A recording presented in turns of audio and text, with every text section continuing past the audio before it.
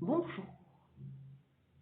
Aujourd'hui, j'ai très envie de vous lire un extrait de cette œuvre de Carole Martinez.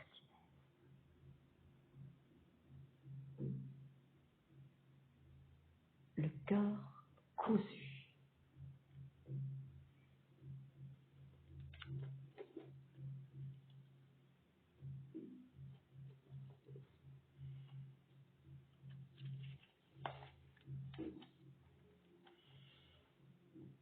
Le départ.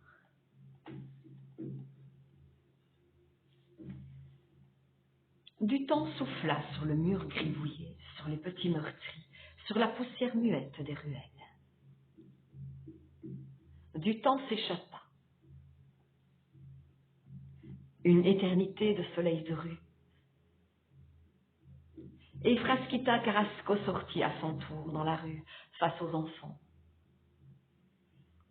Ses cheveux soigneusement ramenés en un chignon bas et rond. Elle parut, belle comme une jeune morte. Ils ne la reconnurent pas d'abord. Ils ne virent que l'éclat des 1000 roses de tissu qui paraient son corsage. Son cou, ses épaules, son visage s'échappaient en bouquets des fleurs aux pétales durs et soyeux.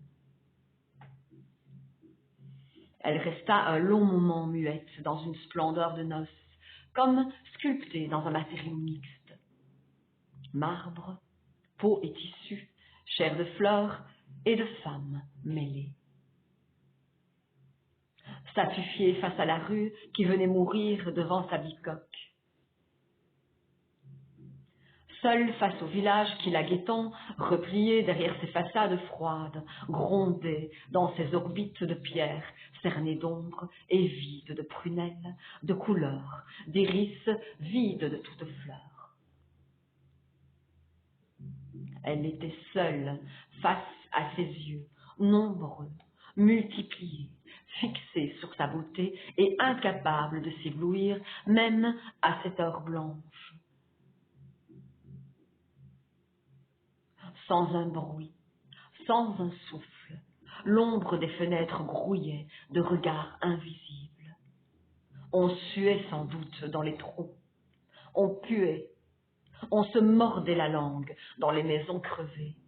On espérait qu'une voix s'élèverait, qu'un cri viendrait rompre l'enchantement, ou qu'un rire monterait, un de ces rires grenades. Mais durant tout le temps que ma mère mit à se décider, personne ne dit rien, et la rue resta déserte. Aucun rire ne vint faner la nouvelle épousée.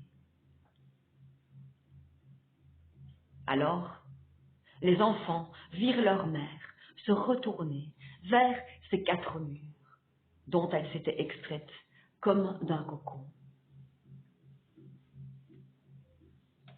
Ils virent la façade éventrée. Ils comprirent que ce passage, cette porte, était trop étroit, que cette baraque était trop petite, pour que la large corolle de notre mère eût jamais pu venir de là, trop sombre pour contenir tant de lumière. Les pans de la robe avaient dû s'ouvrir une fois dehors, la blancheur avait sans doute été puisée dans l'éclat de midi.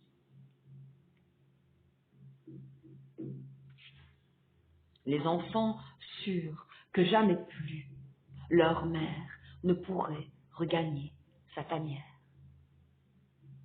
qu'elle était brutalement devenue trop grande pour elle, trop immense pour vivre ici, dans ce trou noir, dans cette rue, dans ce village. Ils crurent que ce regard de leur mère, qui surnageait quelque part au-dessus d'une roseraie de tissu, se noierait bientôt, coulerait dans le corsage, dans le socle splendide. Ils redoutèrent l'instant où leur mère disparaîtrait dans le mirage de sa robe de noces. Elle se détourna. Ses épaules, son cou, son visage pivotèrent lentement sur leurs tiges de tissu. Les fleurs s'agitèrent et leur mère resta là, entière, flottant toujours dans une myriade de roses. Et sa robe devint plus ample encore. Sa blancheur parut plus intense, jusqu'à cacher la petite porte. Cette femme fleur, cette tache blanche sur leur rétine, voilà le regard des enfants longtemps après que leur mère eut disparu de devant la maison.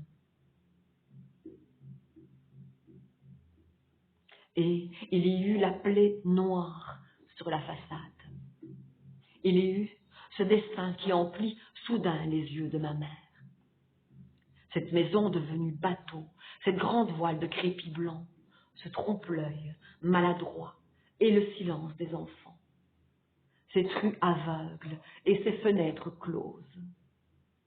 Puis, dans ce vide solaire, il n'y eut plus que le grand navire, dressé là, d'un coup face à elle, comme la seule porte ouverte. Elle le vit apparaître par-delà le dessin. Il venait la chercher, l'enlever. Si loin de la mer, si loin de tout cours d'eau, il avait avancé par les chemins. Il avait remonté les rivières à sec. Il avait élargi la petite rue poussiéreuse, toute voile dehors, poussée par un vent contraire et constant. Il s'était échoué contre sa porte. Un bateau à sa mesure pour embarquer sa douleur et sa joie. Un bateau pour que cessât l'horreur de ne pas s'appartenir. Un bateau pour être enfin l'heure du départ.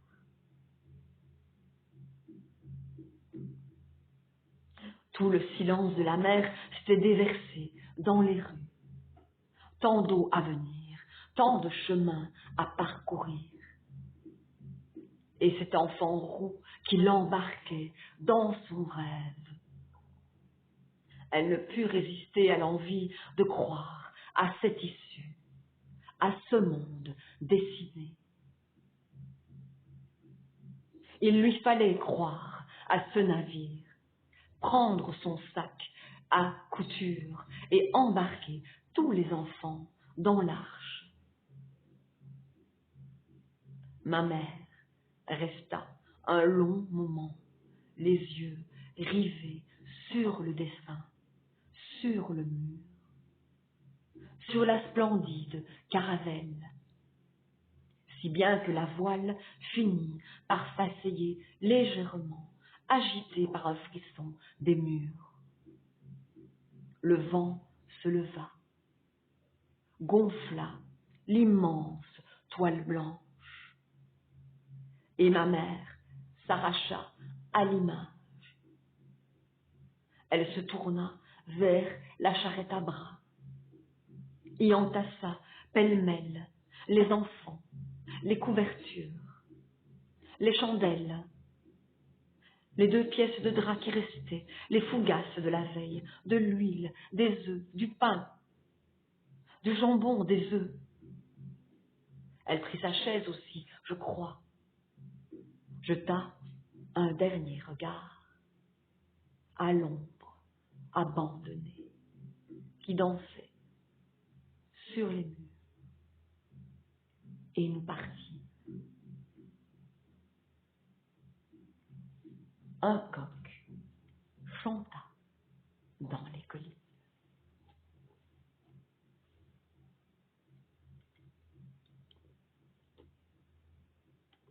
Je vous remercie.